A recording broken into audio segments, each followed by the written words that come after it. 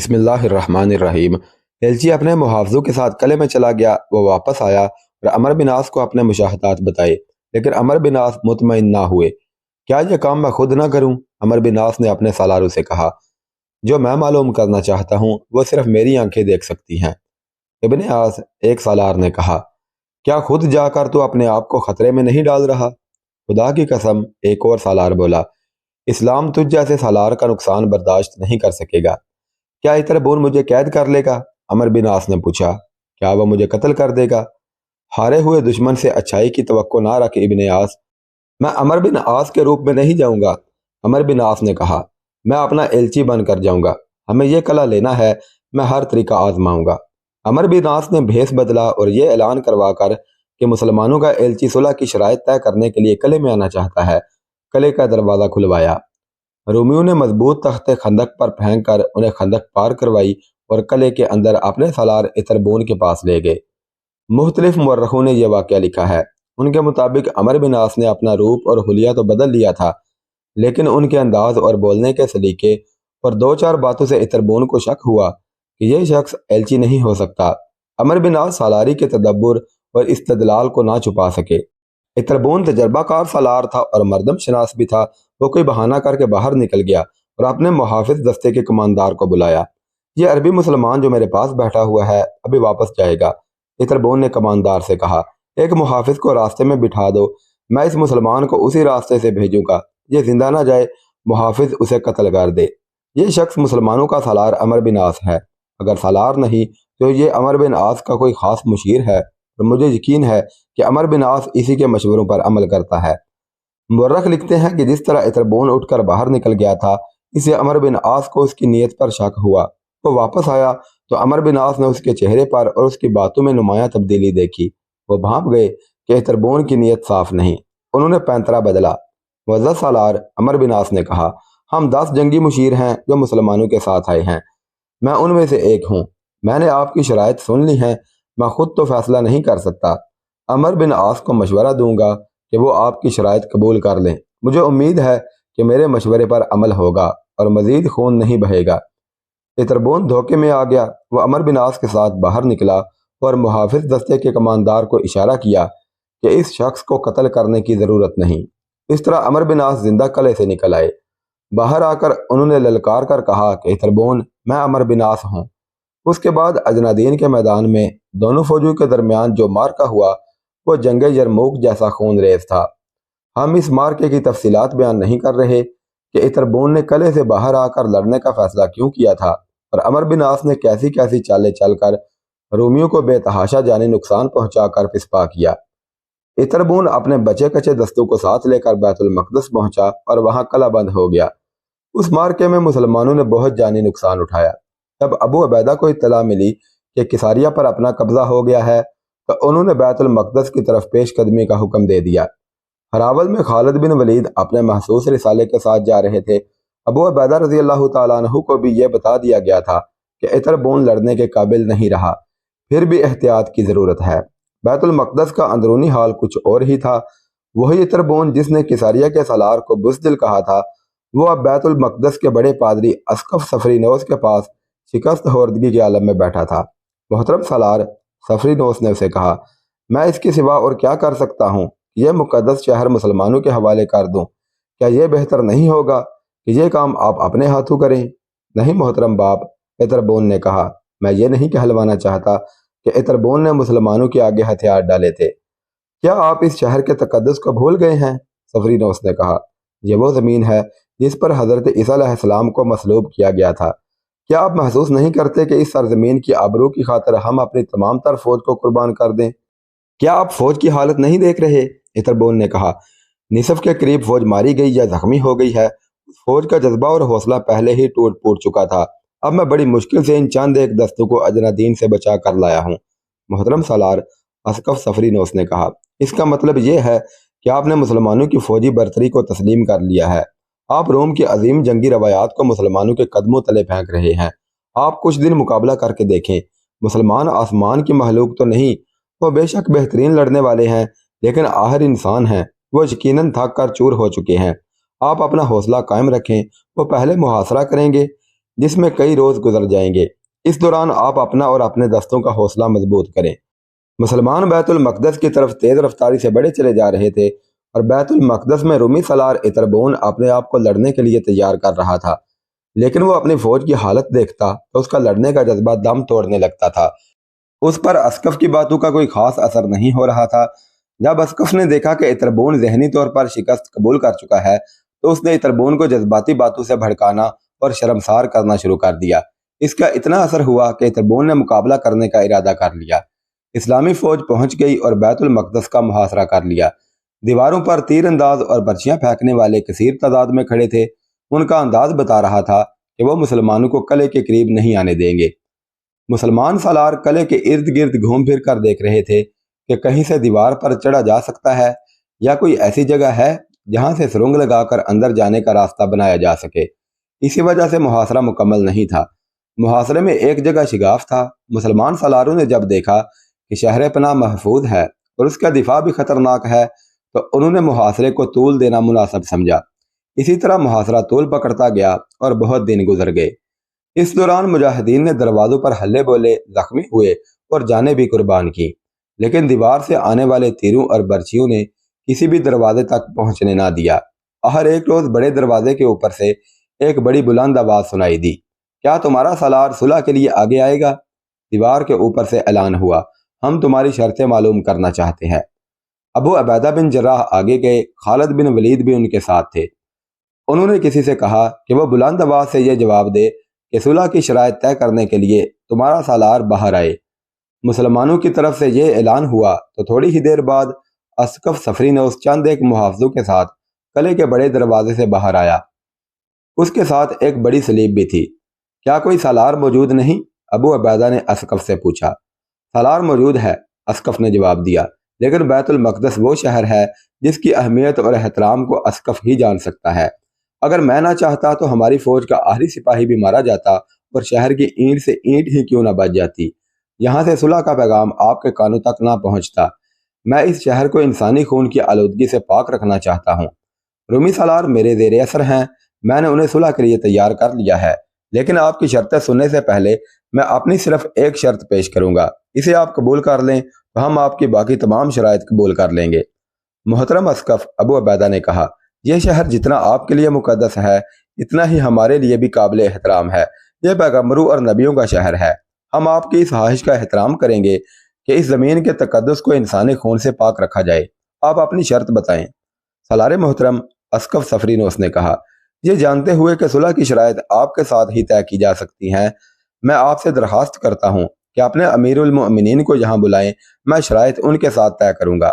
میں چاہتا ہوں کہ یہ شہر اپنے ہاتھوں ان کے حوالے کروں۔ پیغمبروں کے رشتے سے یہ شہر جتنا آپ کا ہے اتنا ہی ہمارا ہے۔ اسقف صفری نوس نے بیت المقدس کے متعلق ایسی جذباتی باتیں کی کہ مسلمان سالار متاثر ہوئے اور انہوں نے اسقف کی اس شرط کو تسلیم کر لیا کہ امیر المؤمنین عمر فاروق کو بلایا جائے۔ اسقف کو بتا دیا گیا کہ امیر المؤمنین صلح کی شرائط طے کرنے کے لیے آئیں گے۔ ابو عبیدہ، خالد بن ولید اور دیگر سالاروں کے لیے یہ ایک مسئلہ بن گیا۔ مدینہ بہت دور تھا، صرف ایک طرف کا سفر کم و بیش 1 مہینے کا تھا۔ رومیوں کی طرف سے صلح کی پیشکش کا مطلب یہ تھا کہ رومی شہر کا دفاع کرنے کے قابل نہیں رہے، اس لیے وہ صلح کرنا چاہتے ہیں۔ اس صورت میں مسلمان سالاروں کے سامنے سیدھا راستہ تھا کہ وہ قلعے پر تابڑ توڑ حملے کرتے اور قلعہ سار کر لیتے، لیکن اسلامی حکام کے مطابق انہوں نے دشمن کو امن اور صلح کی طرف آنے کا پورا موقع دیا۔ قرآن کا یہ فرمان بڑا صاف ہے کہ دشمن جھک جائے تو اس کے ساتھ شرائط طے کر کے صلح کر لی جائے، لیکن امیر المومنین کے آنے کے لیے بہت زیادہ وقت درکار تھا۔ سالار اس مسئلے پر غور و خوض کرنے لگے۔ میں ایک تجویز پیش کرتا ہوں، سالار شرحبیل نے کہا۔ بیت المقدس والوں نے امیر المومنین کو کبھی نہیں دیکھا۔ ان کا قد بوت ابن ولید جیسا ہے، شکل و صورت میں بھی کچھ مشابہت پائی جاتی ہے۔ وقت بچانے کی خاطر ہم یوں کر سکتے ہیں کہ 3-4 دنوں بعد ابن ولید کو اپنے ساتھ قلعے میں لے جائیں اور کہیں کہ یہ ہیں ہمارے امیر المومنین عمر بن خطاب۔ نہیں، ابو عبیدہ نے کہا، اسقف نے بیت المقدس میں ابن ولید کو دیکھ لیا ہے۔ بے شک اس کے ساتھ باتیں میں کرتا رہا ہوں اور اس کی توجہ میری طرف رہی ہو سکتا ہے اس نے ابن ولید کو اچھی طرح نہ دیکھا ہو، لیکن شہر کے اندر ایسے رومی موجود ہوں گے جنہوں نے کسی میدان جنگ میں ابن ولید کو اچھی طرح دیکھا ہوگا۔ اس وقت کی شرمساری کو سوچو جب کوئی ہمیں یہ کہہ بیٹھے گا کہ یہ ان کا امیر المؤمنین نہیں، یہ تو خالد ابن الولید ہے جو میدان جنگ میں نعرہ لگا کر آیا کرتا تھا، انا خالد ابن الولید۔ کیا میرا یہ خدشہ غلط ہے؟ ایسا ہو سکتا ہے امین الامت، خالد بن ولید نے کہا، اور یہ بھی ہو سکتا ہے کہ اسقف یا کوئی رومی سالار یہ کہہ دے کہ مدینہ سے تمہارا امیر المؤمنین اتنی جلدی کیسے آ گیا ہے، اور یہ بھی تو ہو سکتا ہے، شرحبیل بن حسنہ نے کہا، کہ رومی ہمارے آگے یہ شرط رکھ کر کہ اپنے امیر المؤمنین کو بلاؤ، ہمارے مقابلے کی تیاری میں لگ جائیں، یہ وقت حاصل کر رہے ہوں گے۔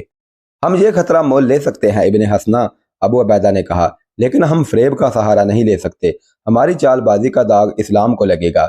دو مورخوں نے لکھا ہے کہ شرحبیل کے مشورے پر خالد بن ولید کو بیت المقدس میں لے جا کر اسقف سفرینوس کو بتایا گیا تھا کہ یہ ہمارے امیر المؤمنین عمر بن خطاب ہیں، اور صلح نامہ عمر فاروق کی بجائے خالد بن ولید نے عمر بن کر کیا تھا، لیکن آگے پیش آنے والے واقعات اس روایت کی تردید کرتے ہیں۔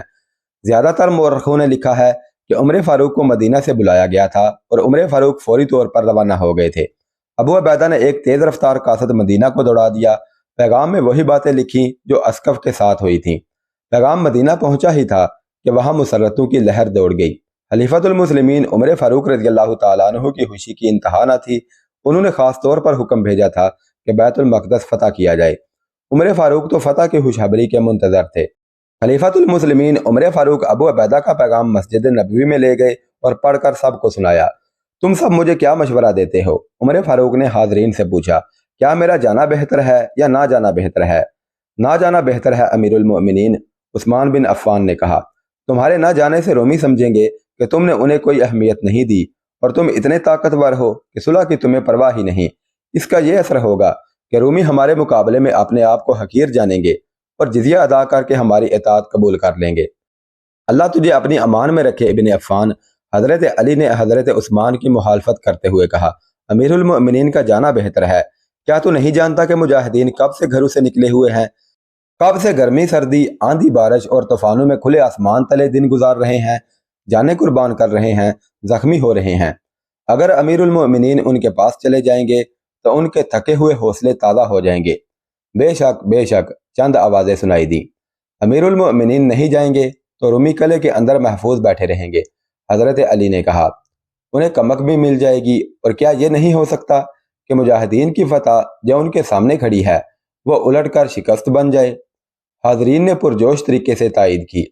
مجھے جانا چاہیے، امیر المؤمنین نے کہا، میں ابھی روانہ ہونا چاہتا ہوں۔ امیر المؤمنین عمر بن خطاب ایک اونٹنی پر مدینہ سے روانہ ہوئے، ان کے ساتھ اپنے نائبین اور مشیر تھے جن کی تعداد اور ناموں کا کسی تاریخ میں ذکر نہیں ملتا۔ وہ 1 مہینے سے کم عرصے میں جابیہ پہنچے۔ ابو عبیدہ نے ان کے استقبال کا انتظام جابیہ میں کیا تھا اور گھڑ سواروں کا مختصر سا دستہ امیر المؤمنین کے استقبال کے لیے آگے روانہ کر دیا تھا۔ امیر المؤمنین جابیہ پہنچے تو ابو عبیدہ خالد بن ولید اور یزید بن ابی سفیان کو وہاں دیکھ کر حیران ہوئے۔ کیا تم نے ایلیا یعنی بیت المقدس کا محاصرہ اٹھا لیا ہے؟ عمر فاروق نے پوچھا، تم سب یہاں کیوں ہو؟ امیر المؤمنین ابو عبیدہ نے کہا، محاصرہ عمر بن عاص کے سپرد کر رہے ہیں، محاصرہ مضبوط ہے، ہم تیرے استقبال کے لیے یہاں موجود ہیں۔ خالد بن ولید اور یزید بن ابی سفیان بڑی قیمتی اور زربفت کی عبائیں پہنے ہوئے تھے، وہ شہزادے لگ رہے تھے۔ خالد بن ولید قریش کے بڑے امیر خاندان کے فرد تھے اور یزید قبیلے کے سردار ابو سفیان کے بیٹے تھے، اپنے امیر المؤمنین کے استقبال کے لیے بنے ٹھنے ہوئے تھے۔ خدا کی قسم تم بے شرم ہو جو مجھے ملنے کے لیے اس شاہانہ لباس میں آئے ہو، عمر فاروق نے اپنے محسوس غصے کا اظہار کرتے ہوئے کہا۔ 2 سال پہلے تک ہمارا کیا حال تھا؟ کیا تم نے مدینہ میں کبھی پیٹ بھر کر کھانا کھایا تھا؟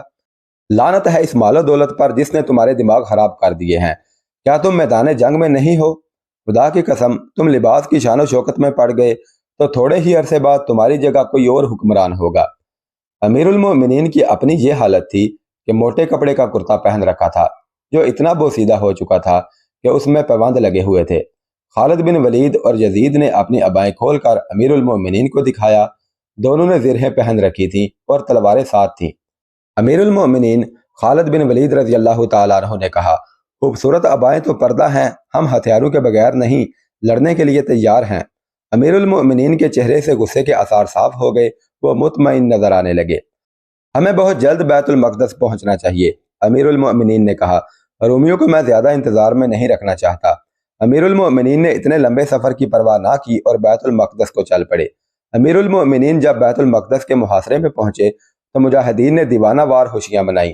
امیر المؤمنین کی صرف آمد ہی ان کے لیے حوصلہ افزا تھی اور اب تو وہ اور زیادہ خوشیاں منا سکتے تھے۔ بیت المقدس کی فتح کوئی معمولی نہیں تھی۔ امیر المؤمنین اپنی تمام تر فوج میں گھومے پھرے اور ہر ایک سے مصافحہ کیا۔ بیت المقدس ان کا اپنا شہر تھا، اب صرف معاہدہ لکھنا باقی تھا۔